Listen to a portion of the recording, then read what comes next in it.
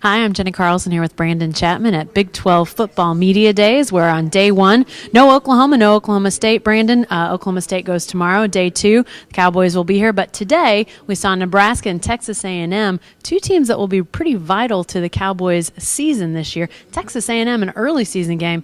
Talk about that game and the importance it could play for the Cowboys this year. I think obviously, that's a huge test for the Cowboys. That's a game that a lot of people are pointing to in terms of where OSU is going to finish in the South. Obviously, Texas A&M is going to be one of those teams they're battling to finish higher in the standings.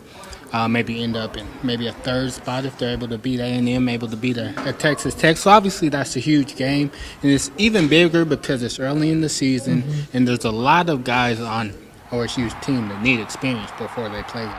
And Texas A&M returning two of the top individual talents in the conference, and Von Miller, their defensive lineman, and Gerard Johnson, their quarterback. Those two guys are going to strike a lot of fear into opponents' hearts this year. Are these two guys that are going to be a concern to Oklahoma State heading into that game in Stillwater? No question. No question. That's a huge concern, especially Johnson. You're talking about a guy who people are talking about could potentially be a Heisman Trophy candidate.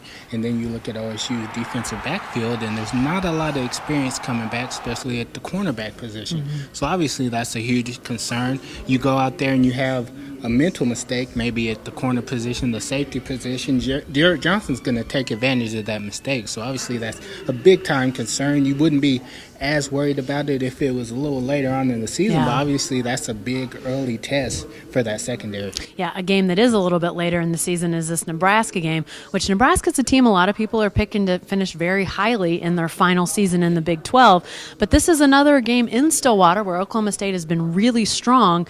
What about this Nebraska team? Obviously, a lot of talk about them and leaving for the Big Ten.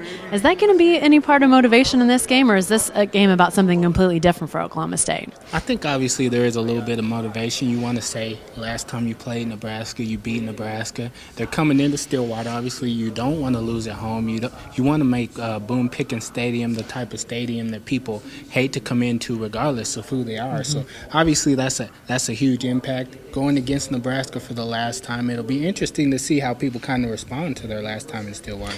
Now, obviously, Nebraska had a great defense a year ago, and Ndamukong Suh, he's gone. This Nebraska offense from a year ago, not really highly touted, didn't score a ton of points.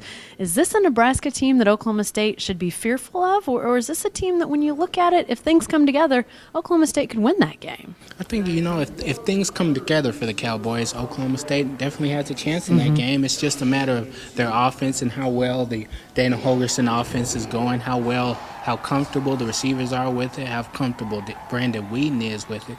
Because obviously, Nebraska, they're going to come in with a stout defense. So they're definitely going to have to put up some points to beat Nebraska, and that's going to be a tough test against that Huskers defense. All right, well, day one is wrapped up. Day two, Oklahoma State will be here tomorrow. We'll have a lot more coverage of that. Stay here at newsok.com and read our coverage in the Oklahoman.